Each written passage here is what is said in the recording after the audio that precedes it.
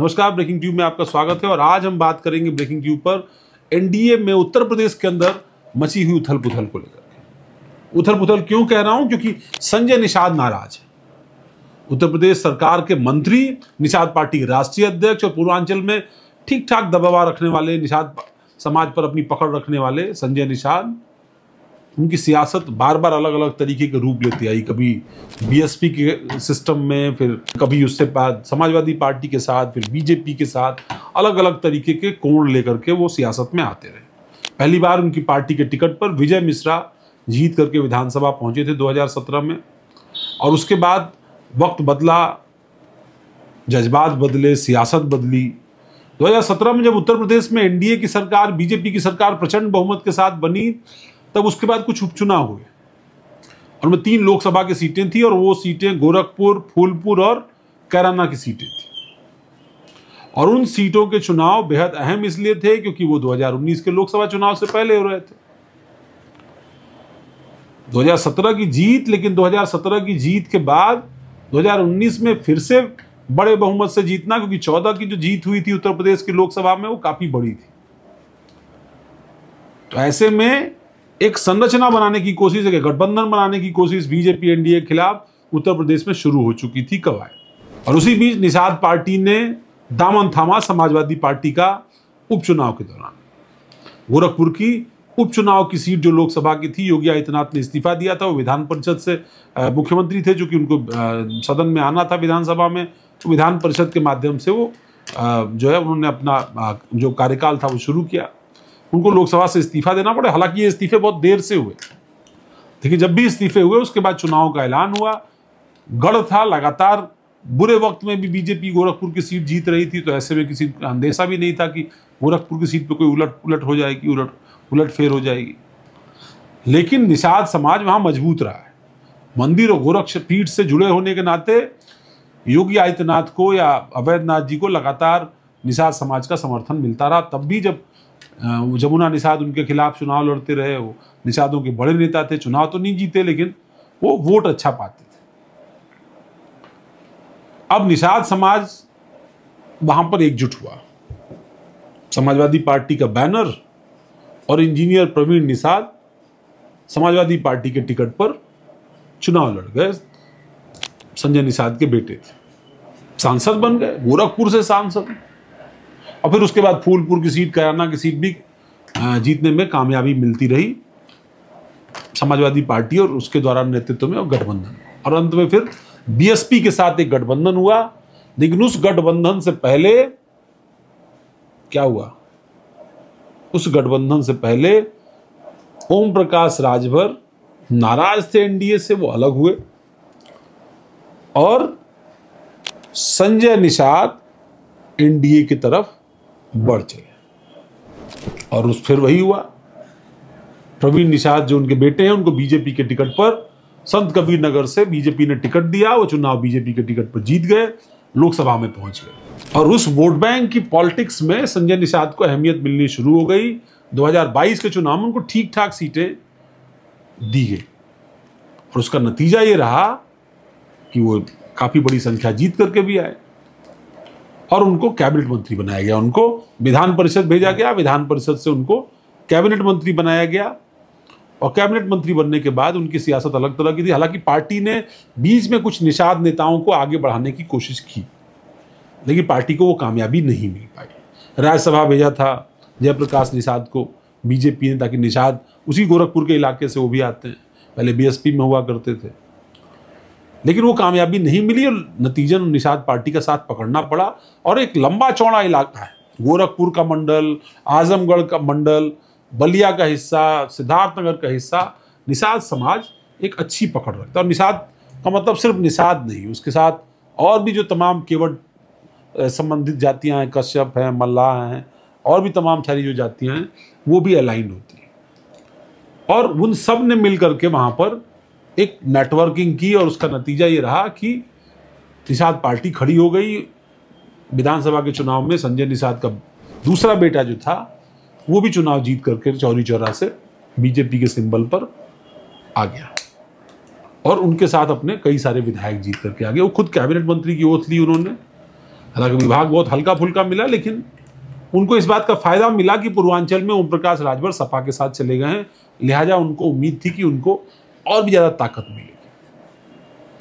तो कहते हैं कई बार घर की मुर्गी दाल बराबर हो जाती है, शायद संजय निषाद के साथ भी यही हुआ। चूंकि वो एनडीए के साथ थे, एनडीए के साथ बने रहे, तो उनको मंत्री तो बना लिया, लेकिन कोई विभाग बहुत अच्छा नहीं दिया।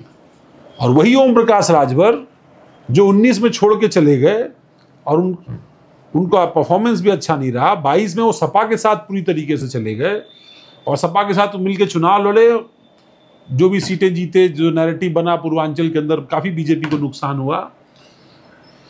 वो लौट करके वापस चले आए 2024 के चुनाव से पहले एनडीए, और उनको कैबिनेट मंत्री बनाया गया। न सिर्फ कैबिनेट मंत्री बनाया गया, बल्कि उनको अल्पसंख्यक कल्याण विभाग, उनको पंचायती राज विभाग जैसे भारी भरकम विभागों की जिम्मेदारी दी। तो संजय निषाद भी अपनी पोटली देखते होंगे कि उनको क्या मिला, तो गाहे बगाहे वो नाराज होते हैं, लेकिन मान भी जाते हैं। एक दौर में उनको मनाने का जिम्मा सिद्धार्थनाथ सिंह का हुआ करता था, वो उत्तर प्रदेश सरकार के मंत्री थे, उनका अलाइनमेंट अच्छा था। केंद्रीय नेतृत्व के साथ भी वो जेपी नड्डा, चाहे अमित शाह या और भी लोगों से निषाद की मुलाकात कराने में वो एक पुल का काम करते थे। ये संजय निषाद ने भी बदली राजनीति, 2022 के बाद जो बदली राजनीति थी, उसके बाद अपने लिए दूसरे समीकरण भी बिठाने शुरू किए। ब्रजेश पाठक से उनकी नजदीकियां बढ़ी, केशव मौर्य के यहाँ भी उन्होंने आमद अपनी बढ़ाई। उन्होंने ओम प्रकाश राजभर और अनुप्रिया पटेल के पति आशीष पटेल से भी अपनी दोस्ती बढ़ाई, ताकि एक नेटवर्क बना करके बीजेपी एनडीए पर थोड़ा सा दबाव बनाया जा सके। अब वो कितने कामयाब हुए इस गोलबंदी में, ये तो मैं नहीं कह सकता, लेकिन हाल के दिनों में उन्होंने एक राष्ट्रीय सम्मेलन किया। उस राष्ट्रीय सम्मेलन के बाद और उससे पहले एनडीए की बैठक हुई थी दिल्ली में। उस बैठक के ही आसपास ये जो चारों नेता हैं, इन्होंने भी एक बैठक की थी कि भाई एनडीए की बैठक हो रही है, हम लोग कुछ बात कहें वहां।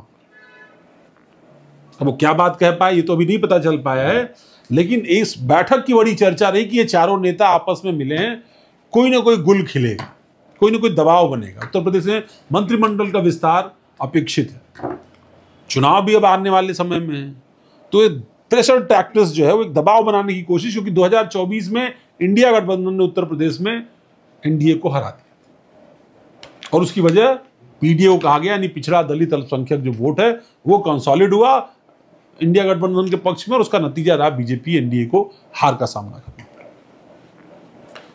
तो अभी दबाव भी है, क्योंकि ये सभी नेता ओबीसी और वोट बैंक का आधार रखते हैं, चाहे कुर्मी बिरादरी आधार है अपना दल का, निषाद समाज आधार है निषाद पार्टी का, राजभर समाज आधार है ओम प्रकाश राजभर की पार्टी का, जिस तरीके से जाट आधार है जयंत चौधरी की पार्टी का, आरएलडी का। तो ये सब नेता आपस में मिले और मिल करके कुछ खिचड़ी पकी।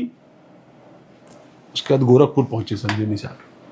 अब उनको ये बताया गया वहां पर कि जयप्रकाश निषाद जो पूर्व सांसद हैं, गोरखपुर से ही आते हैं, निषाद समाज के ही आते हैं, उन्होंने उनके इस पूरे जो इनका पूरा आयोजन था और उनका अपना जो काम करने का तरीका है, उनके जो बातें हैं, उनके जो भाषण हैं, उनको लेकर के सवाल उठाए। अब संजय निषाद ने एक सूची निकाली और सूची में अपने बेटे को उत्तर प्रदेश के प्रभारी पद से हटा करके किसी अन्य व्यक्ति को लगाया और उसको प्रचारित करने की कोशिश की कि देखिए भाई, हम कोई अपने बेटे को नहीं हटाता, लेकिन हम अपने बेटे को सिस्टम से हटा रहे,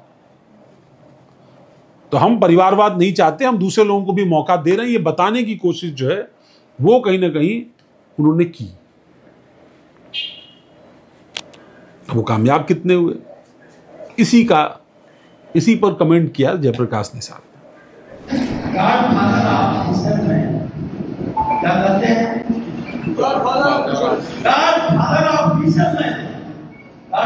किसको कहते हैं मेरे बंधुओं, जरा बता दीजिए।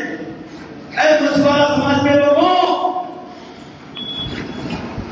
गॉडफादर मतलब भगवान का बाप, भगवान का भी बाप, गॉडफादर यानी फिशरमैन मैं हूं, यानी भगवानों का भगवान और मछुआरों का बाप मैं हूं। आप बताओ ये बाप बनने के लायक है क्या? बोलिए भाई पीछे बोलते क्या सही, बनने के लायक है क्या?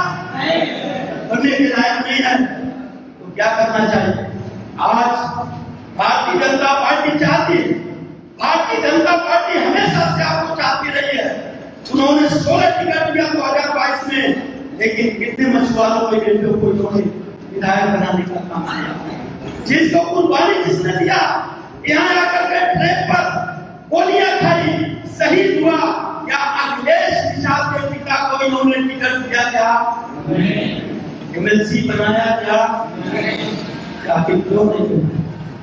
और कहा कि वो तो परिवारवादी हैं, अपने बेटे को सांसद बनाया, एक बेटे को विधायक बनाया, खुद मंत्री बन गए।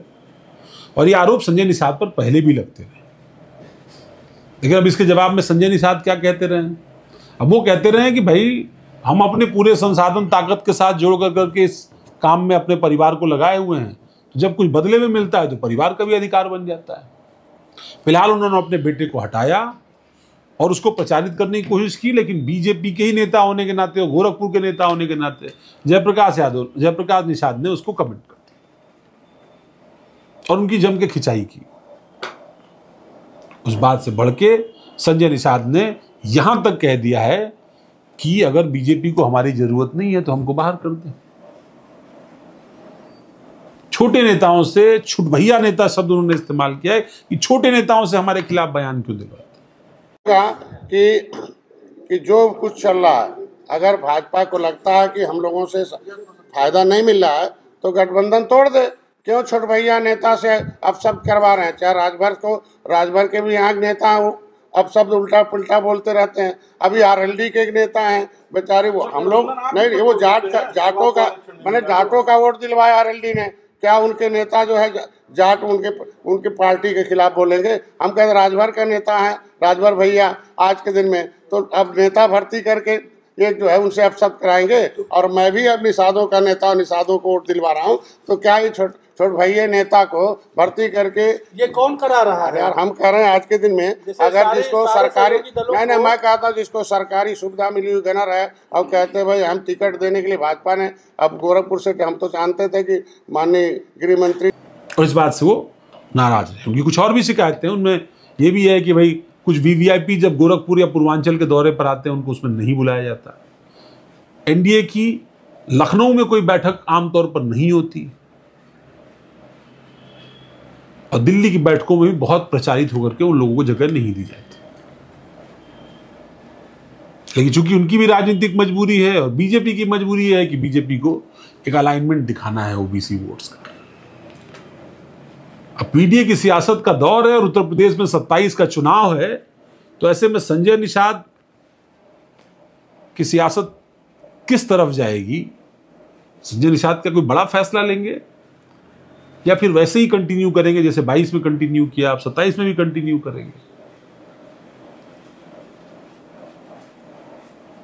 ये जो सियासी अपमान का विष है वो अपने गले में रोक लेंगे या वो उसके नीचे उतर जाएगा? सियासत में पल पल परिस्थितियां बदलती हैं, पल पल समीकरण बदलते हैं और उन समीकरण में बहुत सारी चीजें आने वाले दिनों में देखने को मिल सकती हैं। उत्तर प्रदेश से मंत्रिमंडल विस्तार है, उससे भी बहुत सारी संभावनाएं हैं। विभागों का भी बड़े पैमाने पर बदलाव होना है। बदलाव संजय निषाद को कितना सूट करेगा, उनके अलाइनमेंट में आने वाले दूसरे नेताओं के साथ को कितना सूट करेगा, ये देखना बेहद दिलचस्प होगा। तो इंतजार करिए और ब्रेकिंग ट्यूब देखते रहिए ताकि इस तरह की खबरें हम बार बार आपके सामने लेकर आते रहें। आपको ये पेशकश कैसी लगी जरूर बताइएगा। हमारे डिजिटल प्लेटफॉर्म्स को फॉलो करिए और हमारे YouTube चैनल को सब्सक्राइब करिए। नमस्कार।